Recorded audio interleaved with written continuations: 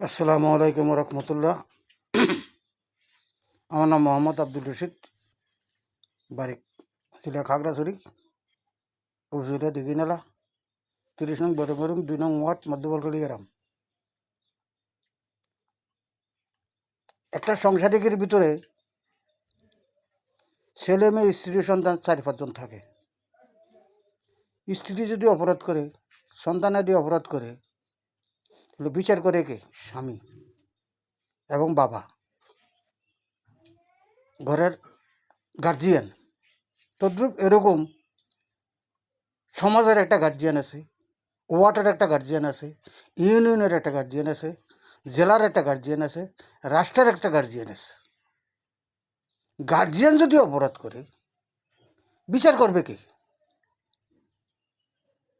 আমি বাংলাদেশের 64 জেলার সাধারণ জনগণের কাছে আমার এই আবেদন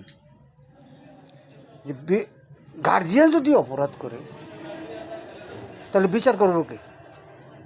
তদ্রূপ এরকম সাধারণ জনগণ বিচার বিভাগের কাছে হয়রানি। আমরা ঝগড়া ফসাদ করে, খুন কারাবি করে যাই বিচারের জন্য। সেখানে দেখা যাচ্ছে একজন জজ, একজন ম্যাজিস্ট্রেট, একজন ডিসি, একজন টিউনো, সে বড় অপরাধী, টাকার কাছে বিক্রি করে। আইন যদি বেচা কিনা করে একজন বিচারক, আমরা সাধারণ জনগণ বিচার পাবো কোথায়?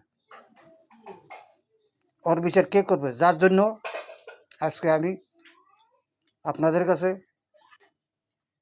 অত্র বাংলাদেশের 64 জেলার সাধারণ জনগণের কাছে আমার এই আবেদন,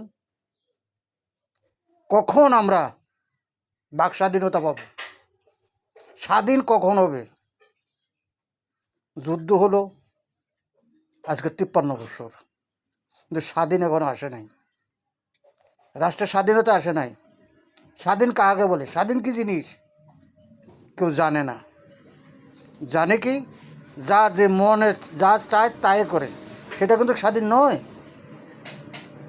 কোরআনের শাসন, কোরআনকে মেনে চলা, যার যে হিন্দু মুসলিম বৌদ্ধ খ্রিস্টান, যার যে ধর্মকে মেনে চলা, সেটাকে বলা স্বাধীন। আর মন গড়া মদ খাবে, গাঁজা খাবে, একজনকে মার্ডার করবে, একজনের জমি অপহরণ করে, একজন নারী অপহরণ করে, নারী নির্যাতন করবে, শিশু হরণ করবে, এটাকে স্বাধীন? এটাকে স্বাধীন বলা হয়? এটাকে স্বাধীন? এটা হলো মন গড়া স্বাধীন, পথ স্বাধীন। তাই এটার বিচার আপনারা জনগণের কাছে, আপনারা বিবেককে প্রশ্ন করুন, ভোট কাকে দিবেন।